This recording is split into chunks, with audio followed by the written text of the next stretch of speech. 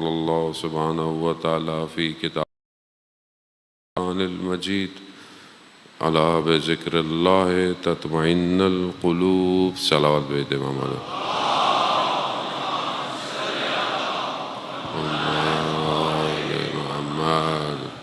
عزاداران شہید الشہداء، ماہ محرم الحرام کے ایام تیزی سے اپنی منزل کی طرف بڑھ رہے ہیں.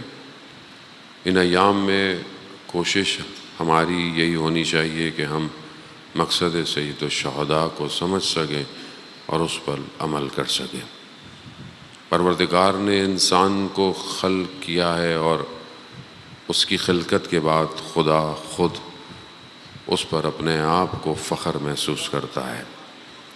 خداوند متعال نے حدیث قدسی میں بھی بیان کیا کہ اے بنی آدم، میں نے پوری دنیا پوری جان کو تمہارے لیے خلق کیا مگر تمہیں میں نے اپنے لیے خلق کیا ہے. وہ اس کا مطلب یہی ہے کہ انسان کا اصل ہدف خداوند متعال تک پہنچنا ہے. اب اس کا راستہ کیا ہے اور اسے کس طرح طے کرنا ہے، اسے وہی بتائیں گے کہ جو خدا کی طرف سے آئے تھے. ہماری جو مشکلات ہیں زندگی میں وہ اس دنیا کا خاصہ ہے.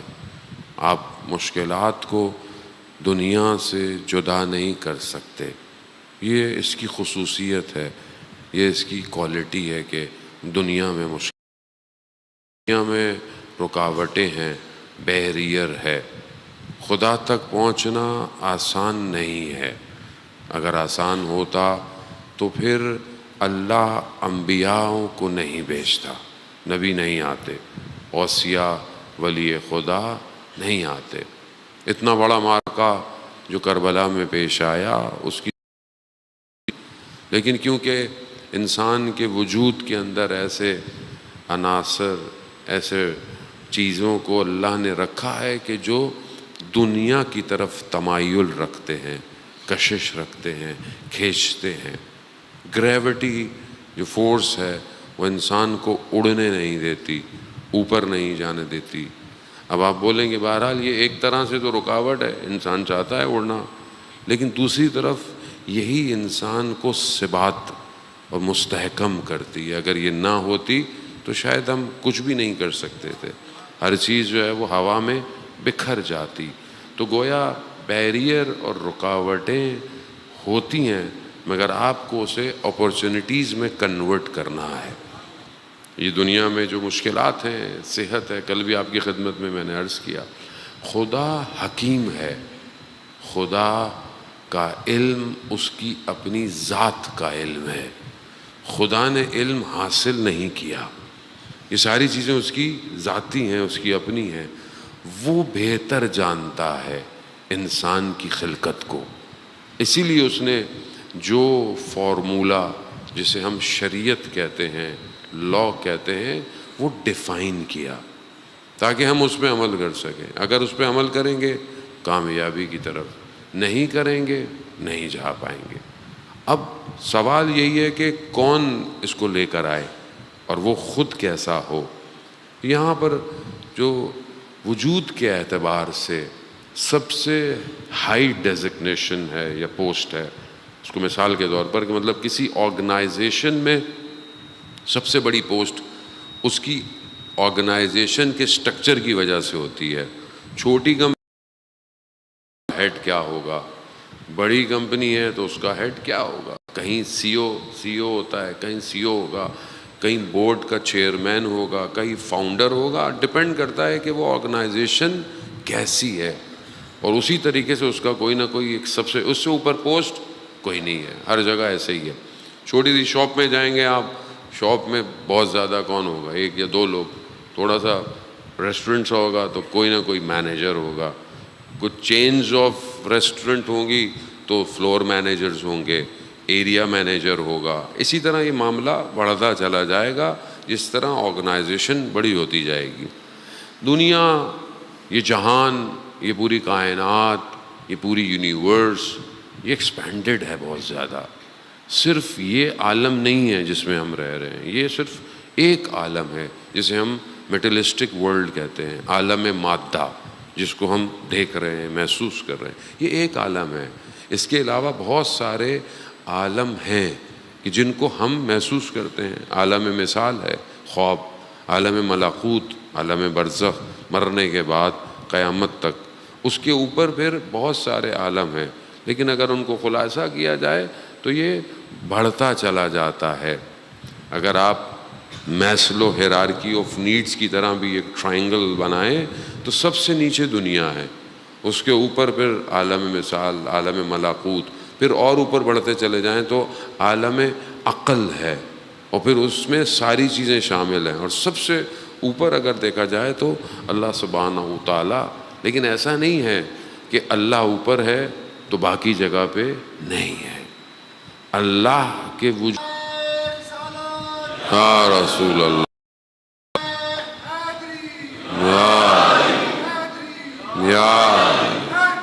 یا سمجھانے کے لیے بزرگ جانتے ہیں، بچوں کے لیے بہرحال میں تکرار کرتا ہوں۔ اب جیسے یہ امام بارگاہ ہے، اگر آپ دور سے دیکھیں تو اس کی بلڈنگ آپ کو نظر آئے گی، لیکن جو اس کے اندر ہیں، آپ نیچے مرد حضرات ہیں، اوپر خواتین ہیں، شاید کہیں آڈیٹوریم ہے، آفس ہے، میڈیا روم ہے، مسجد ہے۔ باہر سے یہ ایک اینٹیٹی ہے، اندر سے یہ سب الگ الگ اینٹیٹیز ہیں، کوئی چیز کسی کے ساتھ مرج نہیں ہے، یعنی ایک بھی ہیں اور الگ الگ بھی ہیں۔ اب یہ سمجھنا بہت ضروری ہے، اور میں اس سے آسان اور کر نہیں سکتا تھا۔ یعنی سارے عالم ہیں مگر سب احاطہ پروردگار میں ہیں۔ اللہم صلی اللہ، یعنی دعائے کمیل میں جو ہم بیان کرتے ہیں، لا یمکن الفرار من حکومتک، کہ پروردگار تیری حکومت سے فرار ممکن نہیں ہے۔ اب ایک شخص امام حسین علیہ السلام کی خدمت میں آیا، اللہم صلی علی محمد علیہ، کہا مولا مجھ سے گناہ نہیں چھوٹتے، مجھے نصیحت کیجئے۔ تو امام نے کہا کہ گناہ نہیں چھوٹتے، گناہ کرنا ہے کرو، مگر خدا کا رزق مت کھاؤ، خدا کا رزق نہ کھاؤ، گناہ کرو۔ ابھی کیسے کرے آدمی؟ ہر چیز تو اس کا رزق ہے، ہوا بھی اس کا رزق ہے، پانی بھی اس کا رزق ہے۔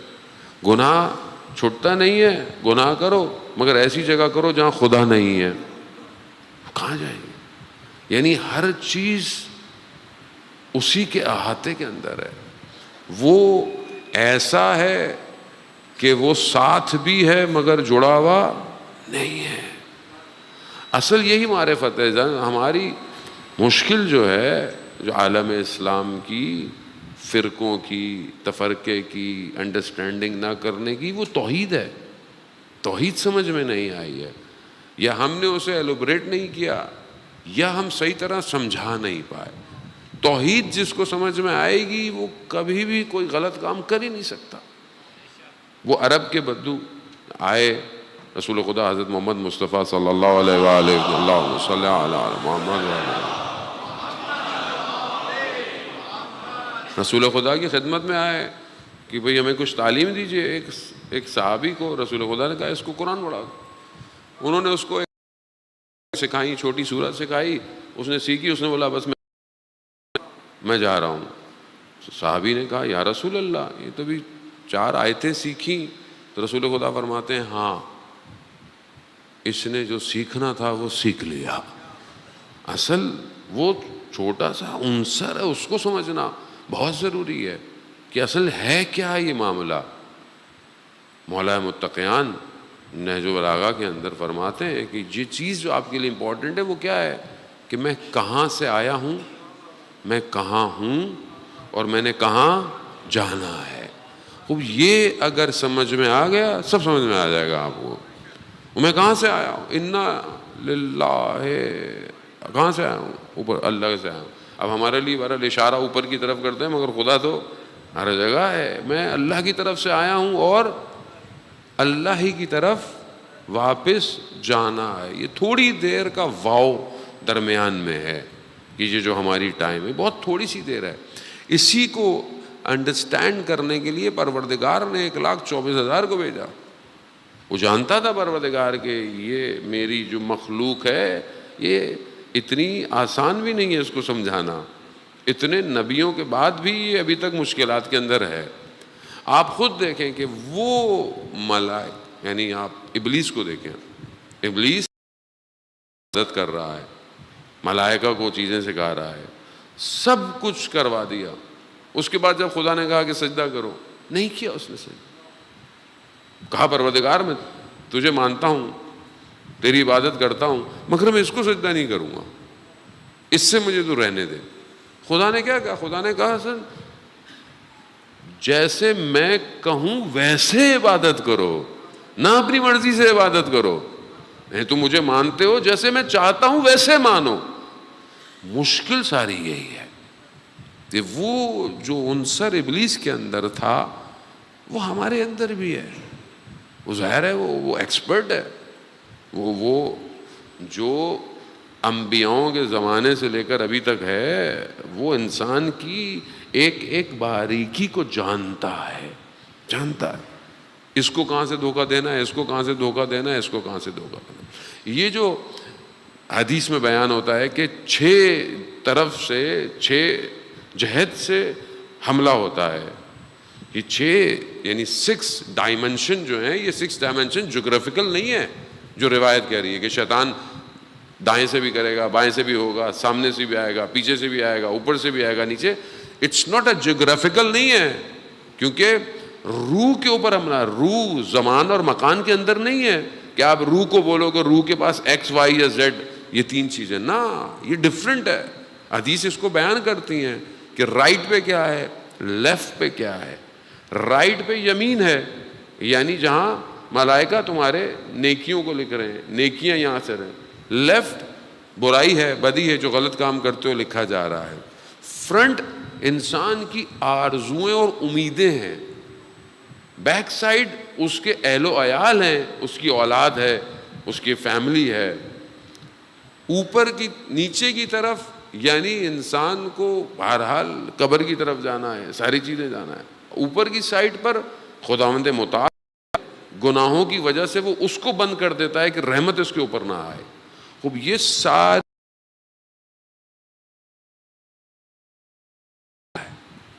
جب آپ اس لیے کہتے ہیں کہ جب آپ گھر سے نکلا کریں آیت الکرسی پڑھ کے نکلا کریں، 4 کل کی تلاوت کریں. کیوں کریں؟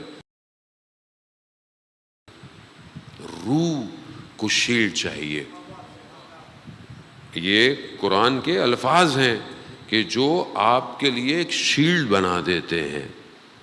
دنیاوی شیلڈوں میں تو ہمیں بھروسہ ہوتا ہے، جیسے کرونا آ گیا تو ماسک لگا لیں، پھر بھی لوگ گئے ماسک کے ساتھ بھی چلے گئے. ٹھیک ہے، اچھی بات ہے، احتیاط کرنی ہے، فرنٹ پہ بھی احتیاط. لیکن روح کے لیے ماسک، روح کو بچانے کے لیے ہم کتنا یہ ساری چیزیں ہم عمل کرتے ہیں. ایسا نہیں کہ ہم عمل نہیں کرتے، بٹ ہم اس یقین کے ساتھ نہیں کر پاتے کہ شیطان آپ کو فزیکلی دیکھیں. ایک شخص کے لیے چیز ڈفرینٹ ہے، اسی شخص وہی چیز دوسرے شخص کے لیے ڈفرینٹ ہے. کیوں ڈفرینس؟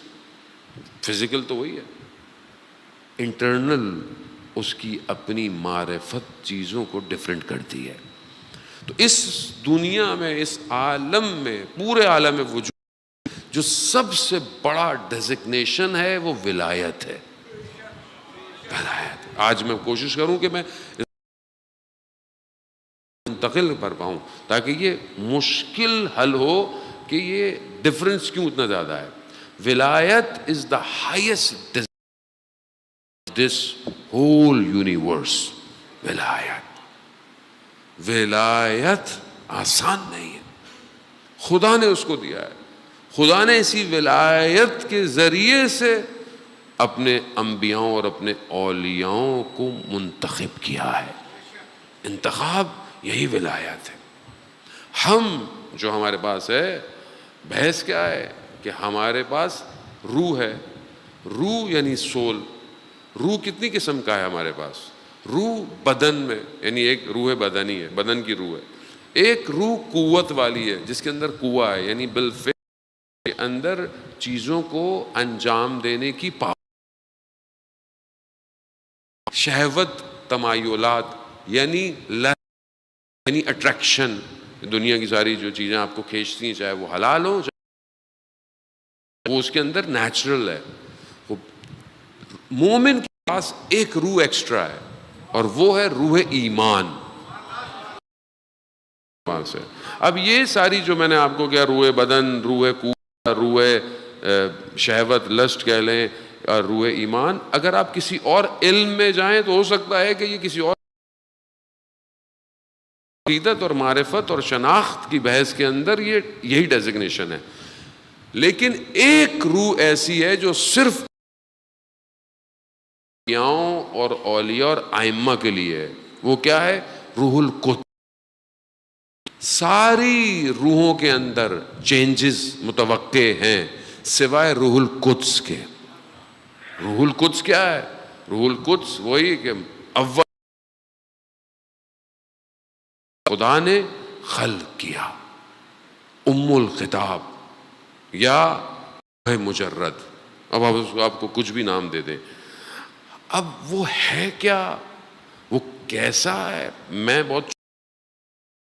میں شاید اس کو اتنا ڈیفائن نہ کر پاؤں، مگر وہ ایک ایسی چیز ہے کہ جس کے ذریعے سے پروردگار نے انبیاؤں کی تربیت کی. وہ ایسی چیز ہے، وہی چیز ہے کہ جس کی وجہ سے انبیاء، اولیاء، ائمہ متحد ہیں. کیسے متحد ہیں؟ مثال کے طور پر سارے نبیوں کو، امام خمینی کا مشہور قول ہے نا، تمام انبیاؤں کو ایک کمرے میں جمع کر دیں، آپس میں اختلاف نہیں پایا جائے گا. خود معصوم کی حدیث ہے، اول و محمد، اوسط و محمد، آخر و محمد. کیا چیز ہے جو متحد کر رہی ہے؟ روح قدس ہے. یہ ہے ولایت. یہ جو ہم اتنی بحث کرتے ہیں کہ بھائی ہمارا مسئلہ یہ مسجد کے امام کا نہیں ہے، فرقے کے امام کا نہیں ہے، ہمارا امام ولایت رکھتا ہے. ولایت، اور یہ ولایت ہے جس کی وجہ سے وہ صرف اس دنیا میں امام نہیں ہے، وہ آخرت میں بھی امام ہے. باقی سب فرقوں کے امام دنیا کے اندر ہیں، آخرت میں نہیں کھڑے ہوں گے. امام مبین ہے، قیامت میں آپ کو لے کے چلیں گے، کہیں نہیں ہے، کسی کے پاس جواب نہیں ہے سوائے مکتب ولایت علی ابن ابی طالب علیہ السلام کے.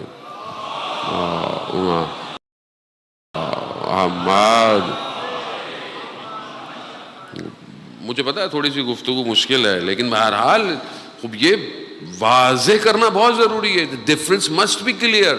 کہ اس سے لوگ بار بار کہتے ہیں خوب آپ ہر بات میں امام علی کو لے کر آ جاتے ہیں، امام علی فرسٹ. خوب امام علی کے پاس ولایت ہے. یہ ولایت خدا نے دی ہے اور رسول خدا صلی اللہ علیہ وسلم نے بیان کی ہے.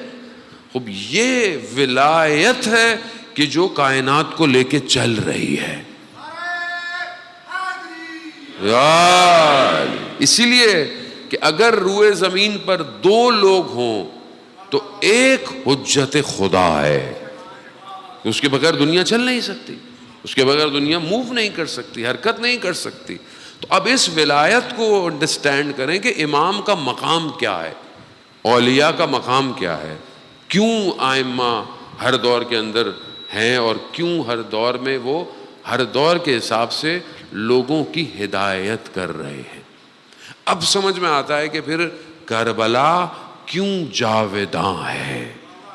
کیونکہ وہاں جو شخص آیا وہ صرف عام شخص نہیں ہے، وہ ولایت رکھتا ہے.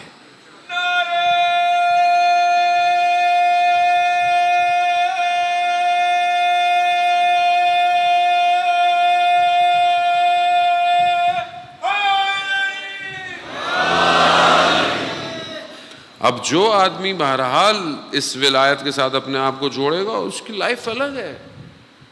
وہ پھر اس عالم میں نہیں ہے. اصل میں کمال یہی ہے کہ اس دنیا میں رہتے ہوئے اپنے آپ کو کنیکٹ کرنا ہے, اور ڈسکنیکٹ بھی ایسا نہیں کرنا کہ آپ بولے میں یہ سب چھوڑ دوں, کام چھوڑ دوں, بزنس چھوڑ دوں, زندگی چھوڑ دوں. نا, یہ سب اپنی جگہ پہ بہرحال ضروری ہے, کیونکہ یہی چیز آپ کو کمبائن کرے گی وہاں تک جانے کے لیے. ٹیسٹ بھی یہیں پر ہے, امتحان بھی. اماں کے ساتھ دیکھیں کہ شخص آتا ہے اور امام جعفر صادق صلی اللہ علیہ وسلم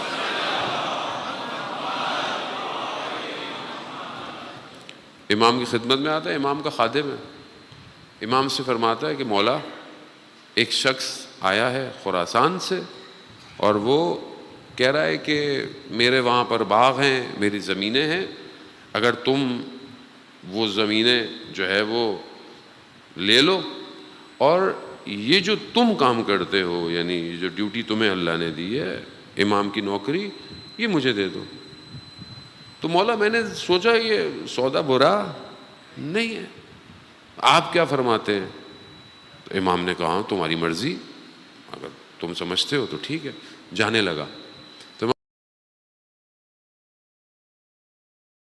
دنیا میں جتنا ہمارے قریب ہے اتنا وہ آخرت میں بھی ہمارے قریب ہوگا. یعنی خوب اس دنیا ہے, تھوڑا مطلب لیفٹ ہو جاؤں, تھوڑا رائٹ ہو جاؤں, تھوڑا نہیں, جو اس دنیا وہ آخرت میں بھی قریب ہوگا. اب دنیا کتنی دیر ہے آپ کے سامنے, یعنی دنیا آپ کتنے 100 سال کتنے زندہ رہیں, 700 سال, اس سے زیادہ کوئی زندہ رہے گا. 100 تو 60 70 تو کوئی ابھی کراس ہی نہیں کر رہا. بہرحال اللہ ہمارے بزرگوں کو صحت دے, خاص طور پہ بہرحال دعائے صحت کے لیے بھی مجھے کہا گیا. بریگیڈیئر ضامن صاحب کو, اختر ضامن صاحب, خدا ان کو بھی شفا کاملہ عطا فرمائے. انوار ضامن صاحب بھی, اور بھی کئی لوگ کینسر کے مریض ہیں, مجھے انہوں نے بہت زیادہ دما سے دعا کی. کوئی بچے مریض ہیں, یقیناً آپ کے درمیان میں جو لوگ بیٹھے ہوں گے آپ کی فیملی ممبرز ہوں گے, خداوند متعال سب کو شفا کاملہ عطا فرمائے. عزیزان محترم, جتنا بھی زندہ رہ لیں آپ, جتنا بھی زندہ رہ لیں آپ, آن ایوریج لائف جتنا بھی لے لیں, لیکن اگر آپ اس کو کمپیئر کریں آخرت سے, تو آخرت کیا ہے؟ انفینٹی ہے نا. قرآن کہہ رہا ہے ہم فیہا خالدون, تم ہمیشہ وہاں رہو. ہمیشہ کو آپ کمپیئر کریں 100 سال سے تو کچھ بھی نہیں ہے. تو کیا آپ یہاں دھوکہ کھائیں گے؟ یہ دنیا اصل ایک طریقے سے فریب بھی تو ہے, انسان کو فریب بھی دیتی ہے. دعائیں جو آپ پڑھتے ہیں بہت ساری, ان کے اندر انسان دعا کرتا ہے. چوتھے معصوم نے جو دعائیں تعلیم فرمائی اس میں کہ اللہم لا تجعل, مجھے اس دنیا سے کاٹ دے. جو فریب دے رہی ہے, نہ کہ مثلا اولاد سے کاٹ دے, رزق حلال سے کاٹ دے, قرآن نہ, یہی دنیا تو ہے کہ جس کے اندر وحی بھی نازل ہوئی ہے, جو ملائکوں کے سجدوں کی بھی جگہ ہے. یہی دنیا ہے جو انبیاؤں کے لیے بھی جگہ ہے. نہ وہ چیز جو مجھے فریب دے, مجھے اس سے کاٹ دے. تو اگر آپ کمپیئر کریں کہ جہاں آپ نے ہمیشہ رہنا ہے, اس کا سودا آپ تھوڑی دیر سے کریں گے, کوئی عقل یہ نہیں کہتی. اسی لیے کہ یہ راستہ طے نہیں ہو سکتا. مقابلے میں ہے وہ شیطان اور ابلیس ہے, اور اس کا سسٹم بہت زیادہ پیچیدہ ہے. دیندار کو دین سے دھوکہ دے گا, وہ دنیا والے کو وہ پیسے والے کو پیسے سے دھوکہ دے گا, وہ لذت والے کو لذت سے, ہر چیز سے اس کی اسٹریٹجی پوری ہے. تو جب تک آپ کو اور مجھے معرفت نہ ہو اس دنیا کی, میں نے روز دھوکہ کھانا ہے, میں روز دھوکہ کروں گا. لیکن اگر میں یہ سمجھ لوں کہ میں ایک ایسے عالم میں ہوں کہ جس کا احاطہ پروردگار نے کیا ہوا ہے, تو میری ہر چیز اس کی بارگاہ میں پیش کی جا رہی ہے. وہ جب آپ اس بلڈنگ کے اندر ہیں, اس میں کیمرے لگے ہوئے ہیں, چاہے آپ فرسٹ فلور پر ہوں, سیکنڈ فلور پر ہوں, گیٹ کے پاس کھڑے ہوئے ہوں, مسجد میں ہوں, امام بارگاہ میں ہوں, آڈیٹوریم میں ہوں, کہیں پر بھی ہوں, تو کوئی ایک روم ہے کہ جو سب کو دیکھ رہا ہے. سب کو دیکھ رہا ہے. اور بہرحال انسان کے بنائے ہوئے تو کیمرے بھی پھر بہرحال ہیں، لیکن خدا کا بنایا ہوا نظام صرف ظاہر کو نہیں دیکھتا بلکہ انسان کے نیت اور ارادے کو بھی دیکھ رہا ہے. ابھی آپ سب بیٹھے، آپ سب کا برین، آپ سب کے برین کے اندر ہونے والی موومنٹس، اگر میرے پاس علم ہوتا تو میں بھی دیکھ سکتا ہوتا، لیکن بہرحال میرے پاس اتنا علم نہیں ہے. ہم اپنے ایسے اساتید کے لیکچرز میں بیٹھتے ہیں کہ جہاں پر 200 اسٹوڈنٹ بیٹھے ہوتے ہیں، 200 اسٹوڈنٹس کو وہ 1 by 1 ٹریٹ کرتے ہیں ایک ہی لیکچر کے اندر. کیوں؟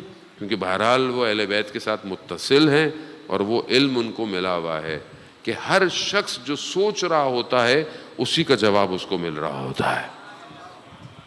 اس کی مثال اللہ اکبر یا رسول اللہ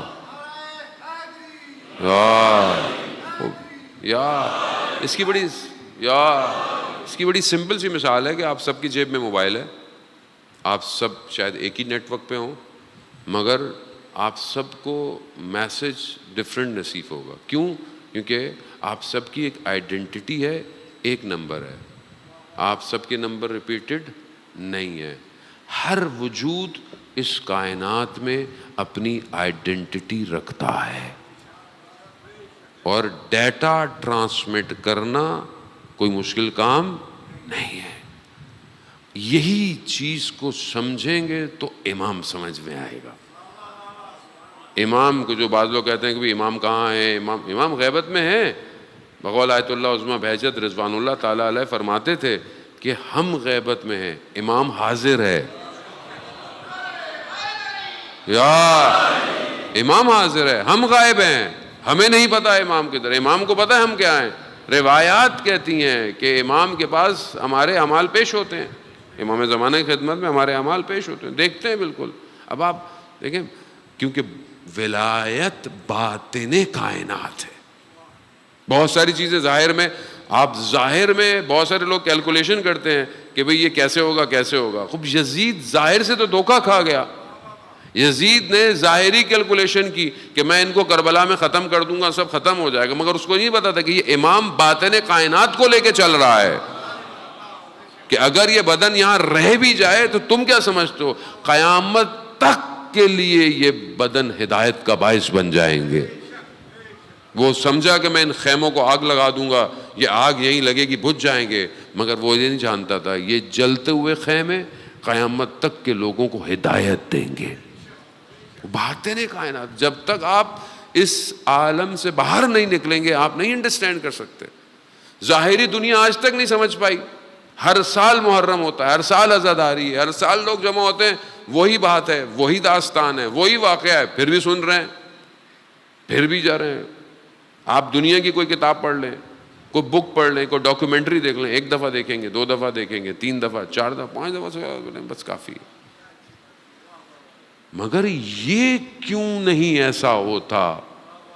یہ کیوں نہیں آپ کہتے نہیں آج میں نہیں جاؤں گا؟ بلکہ لوگ تو ایک نہیں ہے، لوگ تو ان ایام میں 4 مجلسیں سنتے ہیں. کیا چیز ہے؟ باطن کائنات. سید الشہداء ہدایت کر رہے ہیں، ہدایت. اس لیے کہتے ہیں کہ یہ دروازہ کسی پہ بند نہیں کرو، ہمارا اختیار نہیں ہے. وہ ایک عالم دین، کل میں شاید نیو ریجیو میں یہ رات کو واقعہ پڑھا، عالم دین مجلس پڑھ کے رات کی تاریکی میں تہران میں جا رہے تھے. رستے میں ایک شخص ملا جو نشے کی حالت میں تھا. اس نے ایسے ہی پوچھ لیا، اس نے دیکھا کہ لباس عالم کا ہے. اس نے بولا شیخ کہاں؟ اس نے بولا مجلس پڑھ کے آ رہا ہوں. کہا تو ہمارے لیے بھی کبھی مجلس پڑھ دو. تو اس نے اب مولانا شیخ، انہوں نے بولا میں اب اس سے کیا بحث کروں. کہا دیکھو مجلس کے لیے ممبر ہونا چاہیے، ممبر ہو ہم پڑھ دیں گے. وہ شخص جھک گیا، کہا شیخ ممبر آمادے است، ممبر ہے. وہ مولانا کہتے ہیں کہ میں بیٹھ گیا اس کی کمر کے اوپر، میں نے بسم اللہ پڑھی، وہ کانپنے لگا. کانپنے لگا. کہ میں ایک دم ہٹ گیا گھبرا کے, دیکھا اس کی آنکھوں میں آنسو, گریا کر رہا, رو رہا ہے. میں نے کہا میں اجازت چاہتا ہوں. کہا میں آپ کو چھوڑ کے آتا ہوں. کہا نہیں میں چلا جاؤں گا. کہا نہیں کہیں اور آپ کو تنگ نہ کرے رستے میں. جیسے ہی میں اپنے گھر میں داخل ہونے لگا, میں نے قدم بڑھایا تو اس نے بولا شیخ ایک سوال پوچھ سکتا ہوں؟ ہاں پوچھو. کہا روز محشر قیامت میں کیا منبر حسین جہنم میں جلایا جائے گا؟ اللہ اکبر. کہا نہیں, امام حسین. ہم نہیں سمجھے, ہم تو سمجھتے ہیں امام فرقوں کے نا جانے ہوتا. امام حسین باطن کائنات کو لے کر چل رہے ہیں. شافی محشر. کتنے لوگ دنیا میں کیا تھے, صرف مجلس میں آ گئے, ختم, چینج ہوگا, کنورٹ ہوگا. اور یہ حدیث کالا امام صادق ہے, آپ سمجھنے کی کوشش کریں. صادق آل محمد کہ اگر تمہاری آنکھ میں مچھر کے پر کے برابر بھی آنسو آ جائے سید الشہداء کے لیے, جہنم کی آتش ٹھنڈی ہو جائے گی. اب یہ امام کا قول ہے, یہ تو اس میں میرا کمال ہے؟ نہیں, میرا کوئی کمال نہیں ہے. کمال سید الشہداء کا ہے, کمال اس معرکے کا ہے. اس کو انڈرسٹینڈ کرنا اور اس کو لوگوں کو بیان کرنا بہت ضروری ہے. زان محترم کے لوگ سمجھتے ہیں کہ بہرحال یہ فرقہ واریت ہے یا داستان ہے, یا ایسا نہیں ہے. اگر ہدایت چاہتے ہیں تو یہی دروازہ ہے, کوئی اور دروازہ نہیں ہے ہدایت کا. دنیا اپنے اندر مغن ہے. جب تک آپ اس ولایت کو اپنے وجود سے ایکسیپٹ نہیں کریں گے آپ نہیں کنیکٹ ہو سکتے امام حسین سے. یہ آسان ہے دنیا فرمایا. اب یہ کیا ہے, یہ ولایت. اب دوسری طرف اگر آپ آئیں, اب ہمیں ولایت آپ کو سمجھ میں آئی. بہرحال میں نے کوشش کی کہ آپ کو سمجھ میں آئے کہ کیوں یہ ڈیزگنیشن امپورٹنٹ ہے, کیوں ڈفرنس ہے between other school of thought and Shia school of thought. یہ ولایت کا ڈفرنس ہے. یہ ڈفرنس کو سمجھیں. ہم کسی کو کسی سے کمپیئر ہی نہیں کر سکتے. یہ وہ ہستیاں ہیں کہ جو اس عالم وجود میں, یعنی اس نیچے زمین پر آنے سے پہلے عالم نور میں تھی. یہ نور ہے, خدا نے نور کی حالت میں انہیں خلق کیا ہے. وہ ان کو آپ کمپیئر ہی نہیں کر سکتے کسی کے ساتھ. تو کمپیریزن نہیں ہے ان کا کسی کے ساتھ. ان کو ظاہری خلافت یا ظاہری حکومت نہیں چاہیے. یہ الہی نظام کو حاکم کرنے کے لیے دنیا میں آئے ہیں, اور رکاوٹ ہم بنے ہیں. ہم نے نہیں بننے دیا, ہم نے نہیں کرنے دیا. ہم اپنی چیزوں میں سید الشہداء آئے, دعوت پہ قبول کیا. لوگ نہیں آئے کوفہ سے, لوگ بصرہ سے نہیں آئے, مگر امام نے اپنی ڈیوٹی دی. باقی امام آپ کے سامنے. 7ویں امام بغداد کے زندان میں رہے. کہاں تھے لوگ, کتنے لوگ تھے. ہر امام کہیں حبس کر دیا گیا, کسی کو بصرہ میں, کسی کو خراسان میں, کسی کو کہاں کر دیا. دشمن جانتا تھا یہ ایک شخص کائنات کو پلٹ سکتا ہے, مگر ہم نہیں سمجھے. اب آپ کیا سمجھتے ہیں کہ وہ جو 12واں ہے وہ ایسے ہی آ جائے گا؟ نہیں آئے گا. جب تک ہم اس شخص کی, اس ذات مقدس کی جب تک ہم معرفت نہیں رکھیں گے وہ نہیں آئے گا. نہیں آئے گا. اللہ 11 اماموں کو بھیجا, لوگوں نے کیا کیا؟ 12ویں کو کیوں بھیجے گا جب تک لوگ ہی آمادہ نہیں ہیں؟ اور اس خوش فہمی میں بھی نہ رہے ہم کہ ہم ریڈی نہیں ہیں تو امام نہیں آئیں گے. ایسا نہیں ہے. خدا کہتا ہے کہ میں دوسری قومیں پیدا کر دوں گا, اور خدا نے قوم پیدا کر کر دکھا دیا. حالیہ ہونے والے حوادث نے دنیا کو بتا دیا کہ علی کے ماننے والے زندہ ہیں. یار آپ ان یمنیوں کو دیکھیں کہ پاؤں میں 2 پٹی کی چپل ہے, مگر امریکہ کے گھٹنے ٹکوا دیے. کیا چیز ہے, کون سی طاقت ہے, کون سی طاقت ہے کہ بالکل جھک نہیں رہے, بالکل ٹوٹ نہیں رہے. ولایت اگر ایک کے پاس بھی ہو تو وہ پوری دنیا کے لیے کافی ہے. اب سمجھ میں آیا آپ کو 313 کون ہوں گے، 313 کیوں امپورٹنٹ ہوں گے؟ وہ کسی چیز سے نہیں ڈرتے، انہیں کسی چیز کا خوف نہیں ہوگا، وہ صرف خدا سے خوف رکھتے، وہ صرف خدا کی رازمان ہو. یہ معرفت کی کمی کی وجہ سے لوگوں نے تلواریں بیچ دیں کوفہ کے اندر، لوگ بصرہ میں ڈر کے مارے رہ گئے، لوگ مدینہ سے باہر نہیں نکلے، لوگ خانہ کعبہ میں اصل طواف کر رہے ہیں، عبادت کر رہے ہیں، مگر جس کی وجہ سے حج ہے وہ حج چھوڑ کے جا رہا ہے. انڈرسٹینڈنگ نہیں ہے. آج بھی ہم نہیں سمجھ پائے کہ ولایت کہاں پر حاکم ہے. کوئی نیوکلیر کا پرابلم نہیں ہے، کسی چیز کی رکاوٹ نہیں ہے. نیوکلیر کے تو ہمارے پاس ہے، ہم نے آج تک کیا کیا، کتنے لوگوں کے پاس ہے. یہ سب فالس فلیگ ہے. اصل چیز ولایت ہے. دشمن جانتا ہے، ہم نہیں جانتے. دشمن کو پتا ہے کہ یہی وہ جگہ ہیں جہاں سے 12ویں کے لیے پرچم نکلیں گے. لبیک یا حسین، لبیک یا حسین. اب اس کو سمجھیں عزیزان محترم، ٹائم پاس ہو رہا ہے، گزر رہا ہے. امام جعفر صادق علیہ السلام ارشاد فرماتے ہیں، اللہ صلی علی محمد، کہ ایک وقت ایسا آئے گا کہ تم غر بغار کیے جاؤ گے، یعنی چھانے جاؤ گے. جیسے آپ کوئی چیز صاف کرتے ہیں نا، چائے کی بتی، چاول، کہ پانی نکل جائے، آپ کہتے ہیں کوشش کرتے ہیں کئی دفعہ کریں تاکہ پانی سارا ڈرین ہو جائے. کسی چیز کو خالص کرنا ہے تو آپ کئی دفعہ اس کو جو اسٹین کرتے ہیں تاکہ نکل جائے. جو آخری زمانہ مومن چھانا جائے گا، دیکھا جائے گا. جو خالص ہے وہ رک جائے گا، جو خالص نہیں ہے وہ گر جائے گا، گر جائے گا. کربلا ریپیٹ ہو رہی ہے. کیوں؟ کہ جو خالص تھے وہ شامل ہو گئے، جو خالص نہیں تھے انہوں نے کوئی نہ کوئی بہانہ بنایا. ایک شخص جو پہنچ گیا امام کے پاس، پہنچا امام کے پاس، لیکن امام سے کہتا ہے کہ مولا بہتر ہے ہم بصرہ چلتے ہیں، وہاں 1000 لوگ ہیں جو آپ کے لیے تیار ہیں، تلواریں ہیں، آمادہ ہیں. انہوں نے کہا نہیں، بس ہم تو جو نکل گئے نکل گئے، جس نے آنا آئے گا.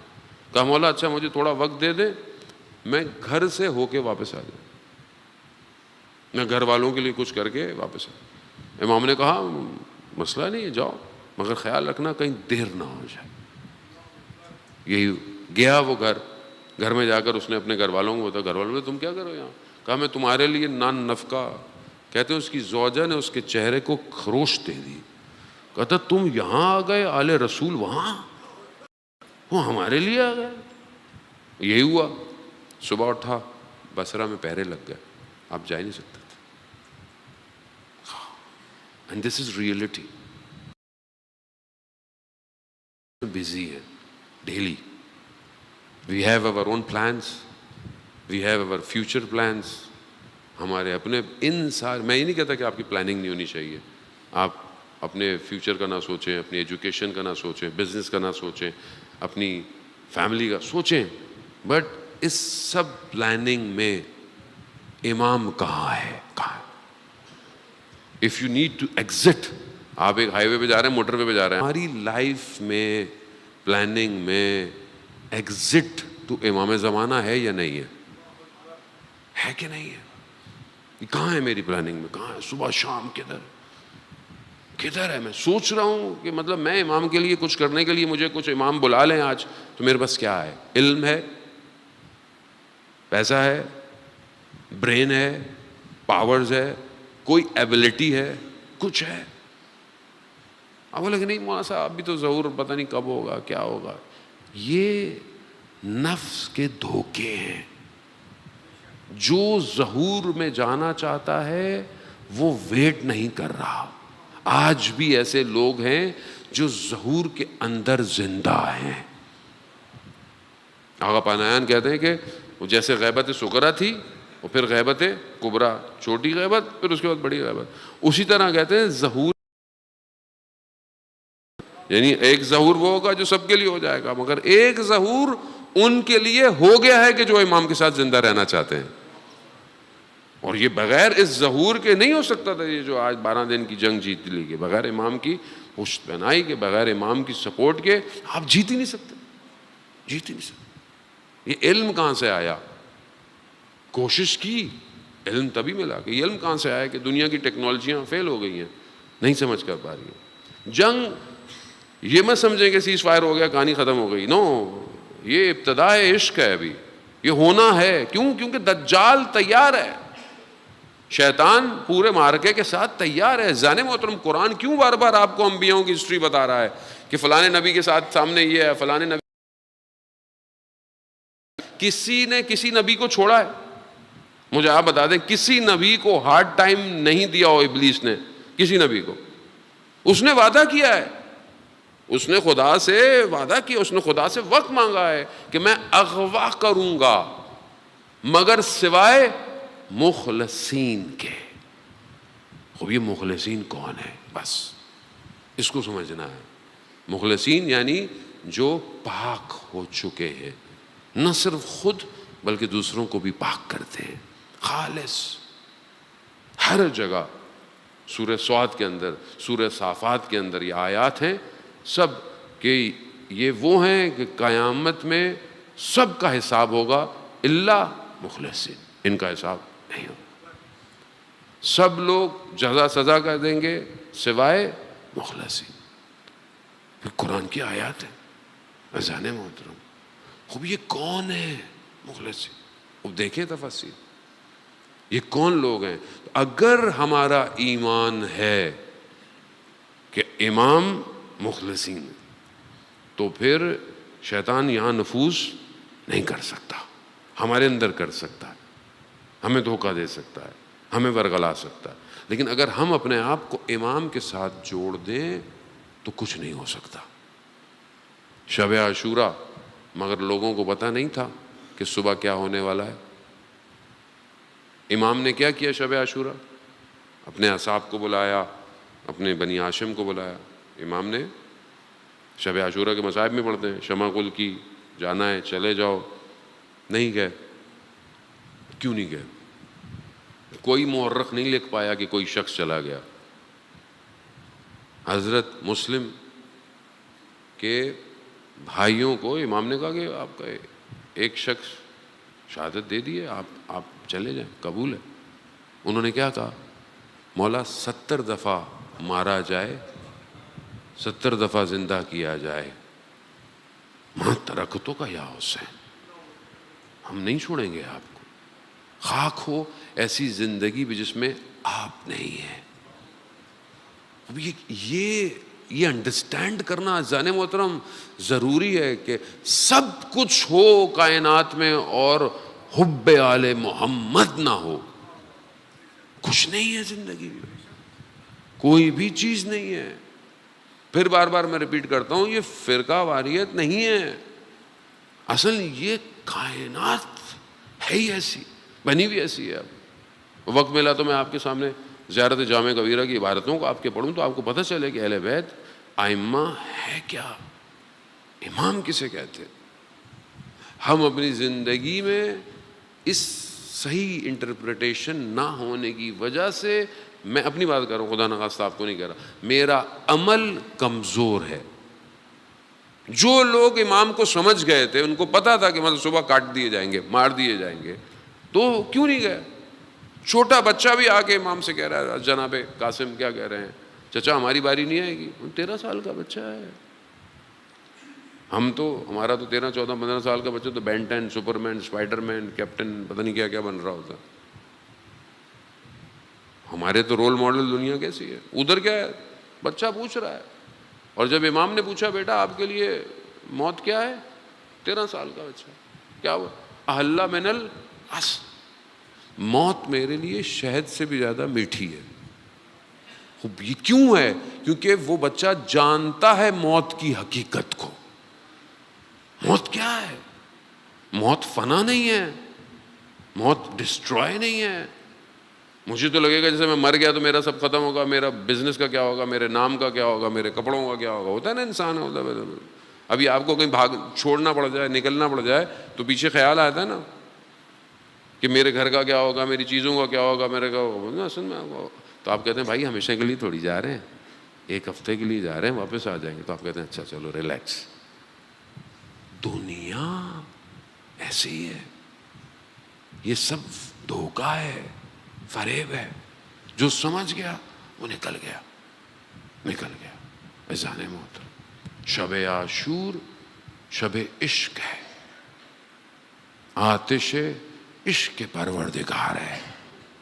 اس میں اپنے آپ کو جلانا ضروری ہے. سید الشہداء کا واقعہ اصل وارث امام زمانہ ہے. اور کتنے لوگ تاریخ کے اندر ہیں کہ جنہوں نے امام کو پکارا، امام کے لیے دعائیں کی کہ مولا ملاقات ہو جائے، ہم آمادہ ہیں. اور بہرحال وہ امام جب چھٹے امام کی خدمت میں لوگ حاضر ہوئے اور خراسان کا شخص تھا، اور اس نے بولا کہ مولا خراسان میں لوگ آپ کے لیے ریڈی ہیں. امام نے کہا اگر 40 لوگ بھی ہوں تو میں قیام کر لوں گا، یعنی میں کھڑا ہو جاؤں گا حکومت کے خلاف. تو کہا مولا ریڈی ہیں آپ، ہمارے ساتھ چلیں. 40 کیا ہزاروں لوگ ریڈی ہیں. امام نے کہا اچھا. امام نے کہا تندور میں آگ لگاؤ. آگ لگائی تندور میں. جب لگ گئی امام نے کہا جاؤ آگ میں کود جاؤ، کود جاؤ آگ میں. ہاں مولا وہ میں آگ، میرے بچے، میرا گھر. امام نے کچھ نہیں کہا. ایسے میں وہ ایک شخص جو امام کا غلام تھا لکڑیاں رکھ کے لا رہا تھا، امام نے اسے اشارہ کیا کہ آگ میں کود جاؤ. اس نے یہ نہیں پوچھا کیوں، کب، کیسے، کود گیا، کود گیا. اب یہ امام اس سے باتیں کر رہے ہیں خراسان کے لوگ کیا ہیں کیسے ہیں. اب یہ پریشان ہے، اس کی نگاہیں تندور کی طرف ہیں کہ اس کا کیا ہوا ہوگا، جل گیا ہوگا. جب بہت دیر ہو گئی تو امام نے بولا آؤ چلو. کیا جا کے دیکھا کہ وہ آگ ٹھنڈی ہو کر پھولوں کی طرح وہ بیٹھا ہوا ہے. خدا قرآن میں حضرت ابراہیم کے لیے کہہ رہا ہے یہ انبیاؤں کا وارث ہے. یہ کیوں بات ہمیں سمجھ میں نہیں آتی؟ کیونکہ ہمیں ولایت سمجھ میں نہیں آئی. ولایت انڈرسٹینڈ ہو جائے. چھڑے امام سے پوچھتے ہیں مولا جب بھی آپ سے کوئی سوال پوچھتے ہیں آپ فوراً جواب دے دیتے ہیں. کہا کائنات ہمارے لیے کھلی ہوئی کتاب ہے، کتاب ہے. تو جب تک آپ کا یقین اپنے امام کے ساتھ ایسا نہیں ہوگا، آپ اپنے سائے سے بھی ڈریں گے، آپ موت سے بھی ڈریں گے، آپ اولاد کی محبت میں ڈوبتے رہیں گے، آپ دولت کی محبت میں ڈوبتے رہیں گے.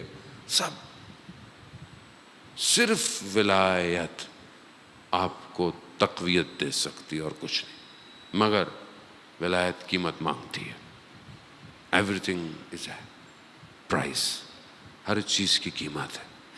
ولایت کی قیمت جان. بس جان دے سکتے ہو. سید الشہداء کے اپنے جملے ہیں مکہ چھوڑتے وقت، اپنے خون کا بذل کر سکتے ہو، دنیا ترک کر سکتے ہو، لقاء اللہ چاہتے ہو، اللہ سے ملاقات چاہتے ہو، فَلْيَرْحَلْ، بس پھر کوچ کرو معنا ہمارے ساتھ.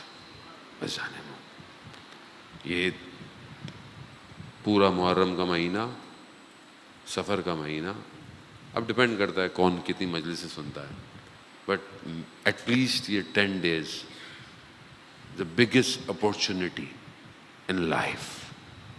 شاید اگلا محرم نہ دیکھوں، شاید کل نہ دیکھوں، ابھی نیچے اتروں فینش، ختم ہو جائے. کنیکٹ ہو جائیں، جوڑ دیں. اب آیت اللہ عباس کاشانی امام جماعت تھے، مولا امام حسین کے حرم میں نماز پڑھاتے تھے صحن میں. بیان کرتے ہیں کہ ایک شخص جو اس کا نام بھی عباس دشتی تھا، کہیں اور کا رہنے والا تھا، سب چھوڑ چھاڑ کے امام کی خدمت میں امام کی زندگی گزارنے. اولاد مر چکی تھی، کوئی تھا نہیں، آتا تھا کارپیٹ بچھاتا تھا، چیزیں صحیح کرتا تھا، نماز جماعت سے. ہم اس کو اکثر دیکھتے تھے کہ آ کر امام کے صحن میں کام کرتا ہے، خدمت کرتا ہے. ایک دن وہ کہتے ہیں، آیت اللہ کہتے ہیں کہ میں نکلا اپنے شاگردوں کے ساتھ کہ کسی امام کی شہادت کا دن تھا تو کہ مجلس میں جائیں. جانے لگے تو رستے میں ایک شخص ملا، کہا کہ مجھ سے مخاطب ہوا، کہا کہ عباس دشتی کو جانتے ہیں آپ؟ کہتا ہاں ہاں جانتے ہیں، ایک وہ بوڑھا سا شخص ہے مسجد امام حسین کے حرم میں آ کر کام کرتا ہے، خدمت کرتا ہے. کہتا ہے وہ کافی دن سے مریض ہے بہت زیادہ. کہتا ہے اچھا چلو مجلس کے بعد جائیں گے اور اس کی عیادت کریں گے.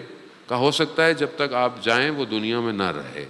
کہا اتنی حالت خراب ہے؟ کہاں. کہا چلو پہلے اس کے گھر گئے، دیکھا وہ بوڑھا سا پڑا ہے بستر پہ، ہل نہیں رہا،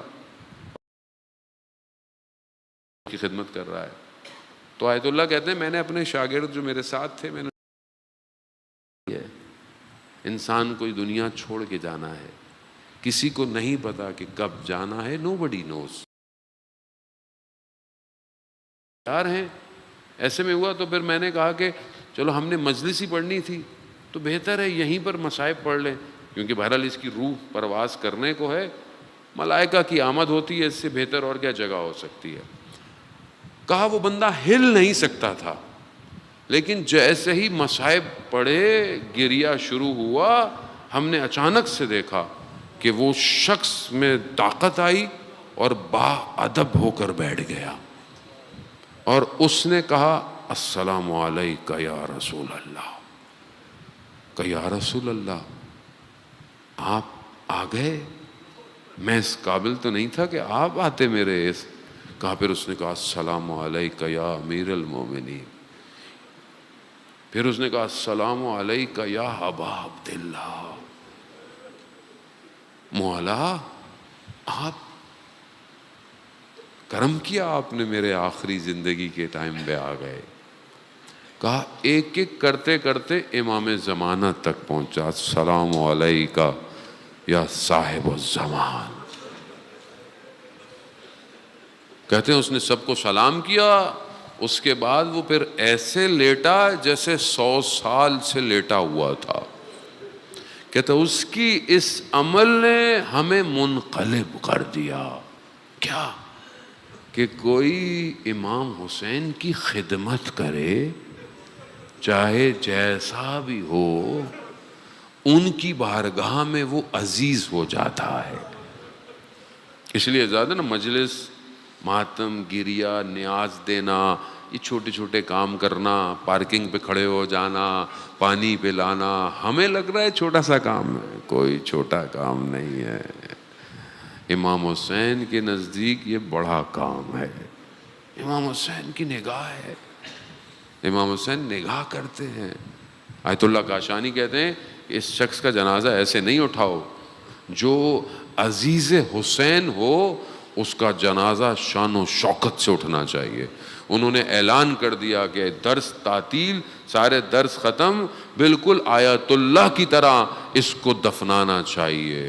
احسان محترم، ہم اپنی زندگی میں دیکھیں ہم نے امام حسین کے لیے کیا کیا ہے، ہم کیا کر رہے ہیں.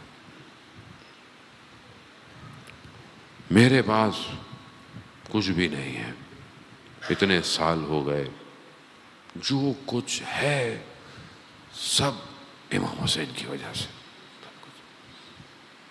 کوئی پوچھتا ہے کہ آپ کو یہ سب کیسے ملا، کیا ملا؟ سب امام حسین. کریم ہے، جتنا دنیا میں ہے اس سے زیادہ اس عالم میں ہے، اس عالم میں. اسی لیے امام حسین کے لیے گریا بہت ضروری ہے. اور امام حسین سب پر کرم کرتے ہیں. اور شب عاشور اپنے خیمے میں ٹہل رہا ہے. پوچھنے والے نے کہا ہور کیا ہو گیا؟ کہا قرار نہیں تھا کہ جنگ ہو. کہا ہور تم جنگ سے گھبراتے ہو؟ کوفہ میں کوئی پوچھے کہ سب سے شجاع ترین بہادر کون ہے؟ تو تمہارا نام لیتے تھے۔ کہا ہاں، مگر قرار نہیں تھا کہ جنگ ہو۔ آپ جانتے ہیں نا ہر نے کیا کیا تھا؟ ہر لشکر کا، دشمن کے لشکر کا سالار تھا۔ ہر ہی باعث بنا کہ یہ امام کا کارواں کربلا کی طرف مڑا ہے۔ ہر نے روکا نا، رستے سے جانے سے روک دیا تھا ہر نے، اور میں نہیں جانے دوں گا۔ ہر نے امام کے گھوڑے کے لگام میں ہاتھ ڈالا، ہاتھ ڈالا۔ امام کیا فرماتے ہیں؟ بیٹھے۔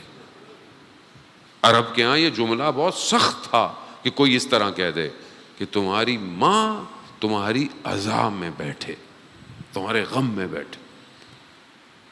ہر نے آگے سے امام کو جواب دیا، مولا کوئی اور ہوتا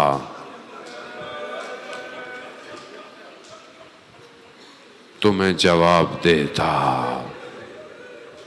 مگر آپ کی والدہ کا احترام ایسا ہے، بس اذان موت۔ بس یہ جو تفسیر ہے نا چھٹے امام سے سورہ قدر کی کہ وما ادراک ما لیلۃ القدر، کہ تم نہیں جانتے کہ لیلۃ القدر کیا ہے۔ لیلۃ القدر، لیلۃ القدر کیا ہے؟ لیلۃ القدر یعنی 1000 مہینوں کی راتوں سے افضل ہے۔ امام نے تفسیر کیا فرمائی کہ لیلۃ القدر کیا ہے؟ کہا ہیا فاطمۃ الزہرا، یعنی 1000 مہینوں کی راتوں سے افضل لیلۃ القدر کیا ہے؟ کہا جناب سیدہ۔ یہ کیسے سمجھ میں آیا؟ آیت اللہ جو ہے وہ حمدانی فرماتے ہیں کہ یہ کربلا میں سمجھ میں آیا کہ ایک رات میں ہر نے 1000 مہینوں کا سفر طے کیا، صرف جناب سیدہ کے احترام کی وجہ سے۔ احترام، ہر صرف احترام، بس آسان نہیں ہے۔ جناب سیدہ زندگی کے، ہم نے اپنے استادوں سے سیکھا ہے، آپ کی زندگی کے سارے دروازے بند ہو جائیں نا تو یہ جناب سیدہ کا دروازہ بند نہیں ہوتا۔ کبھی مایوس نہ ہو، کبھی مایوس نہ ہو۔ استاد فاطمی نیا خدا ان کے درجات بلند کرے فرماتے تھے اگر تم یہ دیکھنا چاہتے ہو نا، یہ ہم سب کے لیے، اگر تم یہ دیکھنا چاہتے ہو کہ خدا نے تمہیں تمہارے حال پہ نہیں چھوڑا، تمہیں چھوڑ نہیں دیا، تو اپنے دل میں دیکھو کیا تمہارے دل میں جناب سیدہ کی محبت ہے یا نہیں ہے۔ کہا اگر یہ محبت ہے بس پھر پریشان مت ہو، اچانے مت۔ احترام، رات کو ٹہل رہا ہے، روزے عاشور اپنے بیٹے سے بولا میرے ہاتھوں کو باندھو اور مجھے امام کی خدمت میں لے کے جاؤ۔ اور روزے عاشور، صبح عاشور، جناب علی اکبر نے دیکھا ہر آ رہے ہیں، بابا سے کہا بابا ہر آیا ہے۔ امام نے کہا آنے دو، گویا امام ہر کا انتظار کر رہے ہیں۔ ان اللہ یحب التوابین، اللہ توبہ کرنے والے سے محبت کرتا ہے۔ تو کیسے ہو سکتا تھا کہ اللہ کا بندہ حسین توبہ کرنے والے سے محبت نہ کرے؟ آؤ اور آؤ، سینے سے لگایا، بٹھایا، اور نے کہا مولا مجھ سے غلطی ہو گئی، مجھ سے غلطی ہو، مجھے معاف کر، مجھے نہیں پتا تھا۔ ہوگا نہیں ہو مسئلہ، مولا مجھے اجازت دیں میں اہل خیمہ سے معافی مانگ لوں۔ ہر شہزادیوں کے خیموں کے باہر گیا، کہا اے بنت علی قیامت میں اپنی ماں سے میری شکایت مت کیجیے گا۔ شکایت، خاک اٹھائی سر پہ ڈالی، کہا مجھے نہیں پتا تھا، میں اپنے ان ہاتھوں کو کاٹ دیتا۔ خیموں میں کوہرام مچ گیا، واہ محمد ہو رہا ہے. کہا مولا اجازت ہے، مجھے اجازت دیں، مہمان آیا ہے، بیٹھنا چاہیے، تھوڑا رکنا چاہیے تھا. نہیں، امام نے بھی جانے دیا. اور امام جانے ہی دیتے. کیوں؟ کیونکہ خیموں میں پانی تو تھا نہیں کہ خور کو پیش کیا جاتا. امام نے کہا جاؤ. سب سے آخر میں آئے، سب سے پہلے جا رہے ہیں. اپنے جانے سے پہلے اپنے بیٹے علی کو بھیجا، علی جاؤ. لڑا، گر گیا. اور اپنے بیٹے کے بدن پہ پہنچے. اس سے پہلے دیکھا امام حسین پہنچ گئے. بس آخری جملے، مجلس ہو گئی. اگر آپ کے ذہن پہنچ گئے جملے تک، امام پہنچے. امام نے کیا کہا؟ ہور جوان بیٹے کے لاشے پہ بوڑھا باپ نہیں آتا.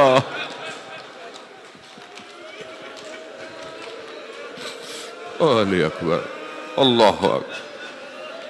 ہور جوان بیٹے کے لاشے، دین بھی یہی کہتا ہے، شریعت. اور باپ نہیں آتا. اور اٹھا. میں کہوں گا ہور کچھ دیر اور رکتے تو دیکھتے ایک باپ جوان بیٹے کے لاشے پر کیسے گھٹنوں کے بل آیا، چلتا گرتا آیا، کیسے آیا. ہاں عزیزان علیہ محترم، ہور گئے. ہور بھی پہنچے، ہور بھی گرے. امام پہنچے، ہور کے بدن پر سر زانو پہ رکھا. اللہ اکبر. امام ہے. یا حسین. پہلے کیا کہا تھا؟ ہور تیری ماں تیری اعضاء میں بیٹھے. یاد ہے نا؟ اب کیا فرما رہے ہیں مولا؟ ہور تمہاری ماں نے تمہارا نام کتنا اچھا رکھا ہے. ہور تم آزاد ہو گئے. عزیزان محترم، ہور علیہ السلام کی جزا کے لیے امام حسین نے روز قیامت کا انتظار نہیں کیا. اپنی جیب سے اپنی ماں کا رومال نکالا، ہور کے ماتھے پر باندھا، یہ گواہی دینے کے لیے ہور میری ماں تجھ سے راضی ہے.